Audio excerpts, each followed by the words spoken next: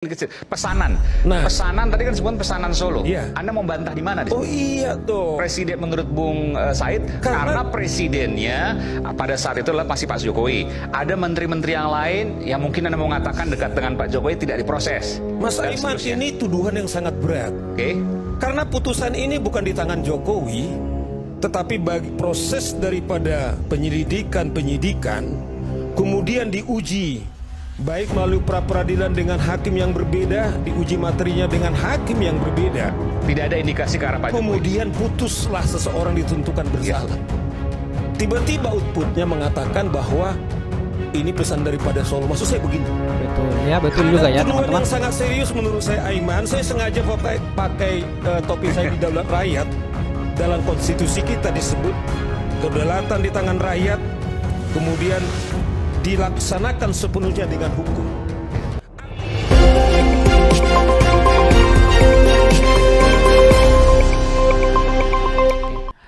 Halo teman-teman, jumpa lagi di channel Suara Rakyat. Suara rakyat untuk kita semua. Presiden yang ketujuh, Bapak Joko Widodo, begitu mendapatkan banyak tekanan dan banyak cacian ketika masa periode Pak Jokowi telah selesai. Dari berbagai sudut ada saja masalah yang Pak Jokowi dapatkan. Mulai dari ijazah palsu, pencalonan Gibran Raka Buming Raka yaitu Wapres, dan sampai sekarang terkait dengan Pak Tom Lembong dan Pak Hasto. Nah, karena di sini teman-teman saya menemukan sebuah video yang mengatakan bahwa kasus Pak Hasto dan Tom Lembong itu merupakan atau dianggap sebagai pesanan Pak Jokowi. Nah, apakah ini hanya tuduhan atau memang ada maksud-maksud tertentu di dalamnya? Nah, untuk itu teman-teman kita akan tonton video ini ya. Saya merasa punya kompetensi bicara tentang ini karena lama sekali dalam birokrasi dan tahu persis gimana mekanisme impor gula. Paham betul. Karena saya 6 tahun di dalam. Makanya Anda yakin bahwa Pak Tom nggak bersalah, Anda menjemput waktu kebebasannya. Dan yang kedua adalah saya Itu pertama hadir, iya ya, pertama iya. hadir terus di pengadilan. Oke. Pengadilan Tom Lembong. Kenapa saya hadir? Karena saya ingin tahu betul kok Tom Lembong bisa korupsi, kok korupsi di gula. Nah, sehingga di kepala saya datang ke pengadilan terus ingin mengetahui 4 hal. Satu, apakah betul Tom Lembong punya mens rea, niat jahat? Kalau Tom Lembong saja punya niat jahat, gimana saya didu? Itu yang ada di kepala saya. Kalau ada mens rea-nya apa? Karena ingin saya tahu. Yang kedua, Tom Lembong kok dianggap melanggar hukum, sementara 6 menteri perdagangan lainnya melakukan hal yang sama dalam jumlah yang besar, kok tidak dianggap melanggar hukum? Itu di kepala saya. Yang kedua, yang ketiga di kepala saya, ini dituduh merugikan negara, sementara saya sudah baca BPK dan audit RNI yang mengimpor gula, tidak ada kerugian di situ, kok dianggap merugikan negara. Ini jiwa peneliti saya muncul. Yang terakhir, yang keempat saya mau tunggu adalah bagaimana dianggap menguntungkan diri sendiri dan orang lain. Itu yang ada di kepala saya hingga saya berkali-kali ikut sidang. Nah, di pledoinya penasihat hukum dan Tom Lembong sendiri semua dibantah. Oke. Pas keputusan saya datang lagi ingin mendengarkan. Melanggar hukum, merugikan negara, menguntungkan diri sendiri atau orang lain. Itu akumulatif. Tidak boleh satu, harus tiga-tiganya terjadi. Nah, dianggap melanggar hukum. Di mana melanggar hukumnya? Ternyata karena begini, jaksa antara pernyataan waktu ditangkap itu berbeda pada saat tuntutan. Akhirnya keluar istilah memindahkan gawang. Supaya waktu ditangkap berbeda dengan tuntutan. Pada saat penuntutan. Apa perbedaannya? Perbedaannya disebutkan semua ada kerugian negara apa segala, tahu ternyata belum ada hasil BPKP, belum Di ada tuntutan. Nah, baru ada belakangan. Oke. Nah, ini istilahnya memindahkan gawang.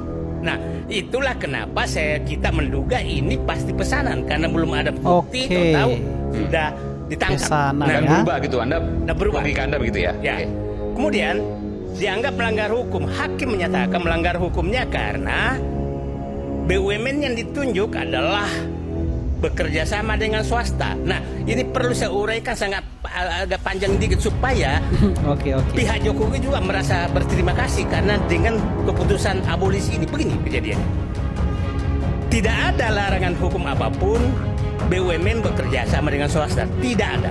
Oke. Kalau hakim ini menjadikan ini sebagai alasan melanggar hukum, maka semua orang bisa masuk penjara. Dan saya katakan kalau ini menjadi jurisprudensi Bahaya banget. hukum, maka saya bilang mungkin Jokowi akan dihukum 1000 tahun. Dihukum 1000 tahun. Ya, karena akumulasi kesalahan seperti Tom Lembong. Menguntungkan pihak lain. Menguntungkan pihak lain, Oke. bekerja sama dengan swasta. Oke, nah. Jadi beruntunglah semuanya. Ya. Apa yang lain tuh karena abolisinya Oke. Prabowo meluruskan hakim. Baik, saya mau garis bawahi soal pesanannya. Di mana kemudian logika yang mengatakan bahwa ini pesanan dari apa yang Anda sampaikan tadi? Begini, satu tadi bahwa belum ada bukti tetap ditangkap.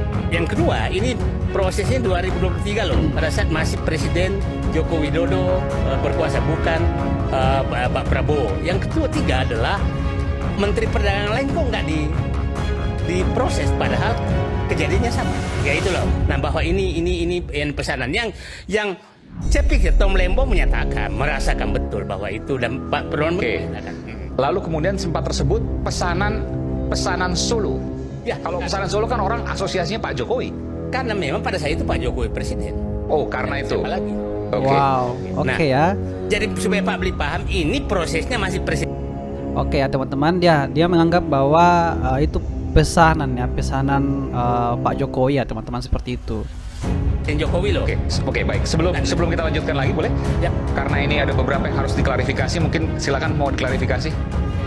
Bung Fitra atau siapa? Saya klarifikasi dulu soal judul, karena menurut saya ini sangat serius, karena ini fakta judulnya Mas Aiman. Oke, tudingan memang ada tudingan ya.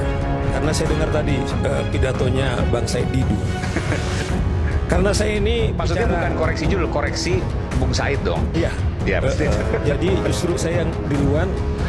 Ini adalah pesanan Solo, Oke. pesanan Jokowi. Saya tidak ada kaitan kepada Jokowi.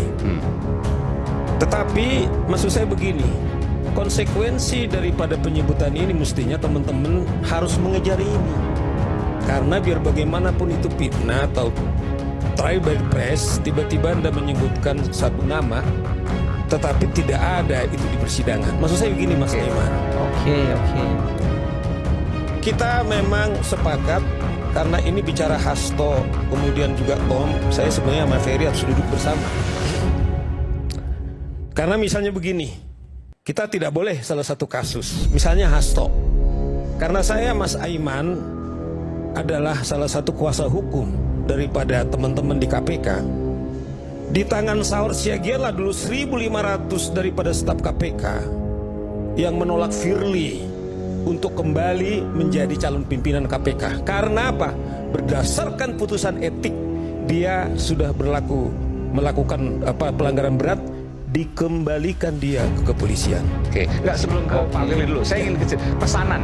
Nah. Pesanan tadi kan sebut pesanan Solo. Iya. Anda mau bantah di mana? Oh iya tuh. Presiden menurut Bung Said, karena presidennya pada saat itu adalah pasti Pak Jokowi. Ada menteri-menteri yang lain yang mungkin Anda mau mengatakan dekat dengan Pak Jokowi tidak diproses. Mas Dan Aiman, seterusnya. ini tuduhan yang sangat berat. Oke. Karena putusan ini bukan di tangan Jokowi, tetapi bagi proses daripada penyidikan, kemudian diuji baik melalui pra-peradilan dengan hakim yang berbeda, diuji materinya dengan hakim yang berbeda. Tidak ada indikasi ke arah Pak Jokowi. Kemudian putuslah seseorang ditentukan bersalah. Tiba-tiba outputnya mengatakan bahwa ini pesan daripada Solo. Maksud saya begini. Betul juga ya Ada tuduhan teman-teman. yang sangat serius menurut saya Aiman. Saya sengaja pakai topi saya di Daulat Rakyat. Dalam konstitusi kita disebut kedaulatan di tangan rakyat, kemudian dilaksanakan sepenuhnya dengan hukum. Artinya adalah kita sedang meruntuhkan namanya adalah lembaga peradilan. Di mana Betul, katakanlah ya. sekarang ini kita sedang berdiri sebentar. Dilaksanakan sepenuhnya dengan undang-undang. Iya, dilaksanakan sepenuhnya dengan undang-undang. Artinya adalah ketika kita bicara daulat rakyat, ketika kita bicara hukum. Oke. Tiba-tiba lembaga peradilan yang telah menguji Katakan Mas Aiman, ini tuduhan yang sangat serius, bukan saja kepada penyidik, Oke, betul. bukan saja kepada penuntut, tetapi juga kepada hakim. Oke. Maksud saya adalah mestinya begini logikanya. Kalau ada pemesan, coba bayangkan ada pengacara yang profesional hadir di sana. Sama dengan Anda melecehkan daripada peran pengacara tersebut, berarti Anda sebagai apa di sana? Oke. Oleh karena itu saya tantang juga kawan-kawan siapapun termasuk kita. Ini tidak bisa dibiarkan. Kalau memang ada yang mengatur, berarti itu adalah ini perkara harus dikejar. Ya, tapi sebentar. sekaligus begini.